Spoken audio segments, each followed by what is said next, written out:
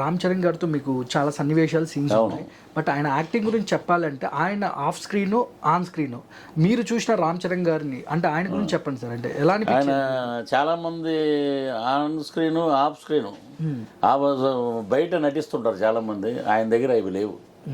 ఆయన down to earth heroism కానీ రామ్ చరణ్.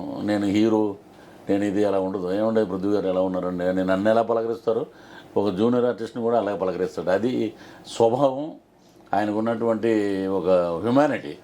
అది మెగాస్టార్ దగ్గర నుంచి ఆయనకి అలవరుచుకున్నాడు. ఆయన చాలా రకాలుగా అన్నయ్యలో ఉన్న మంచి గుణాలన్నీ ఆయన తీసుకున్నాడు.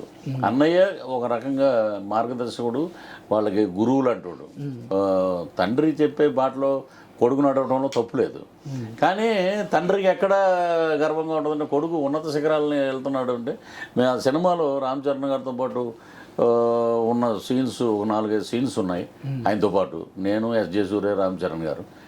కానీ మేకప్ వేసుకుని సెట్కి వచ్చే వరకు అందరితోటి హలో అండి అని మాట్లాడితే కెమెరా ఆన్ అవ్వగానే ఒక సింహం విజృంభించినట్టు ఉంటుంది యాక్షన్. అంతకుమించి నేను ఎక్కువ చెప్పలేను, ఎందుకంటే మా హీరో దిష్టి తగులుద్ది. అంత పెర్ఫార్మెన్స్ మాట.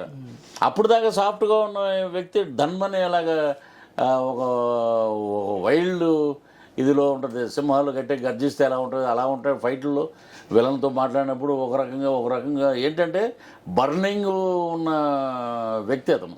లోపల ఇన్సైడ్ యాక్టింగ్ ప్రతిరోజు ఏదో ఒకటి చేయాలని తపన.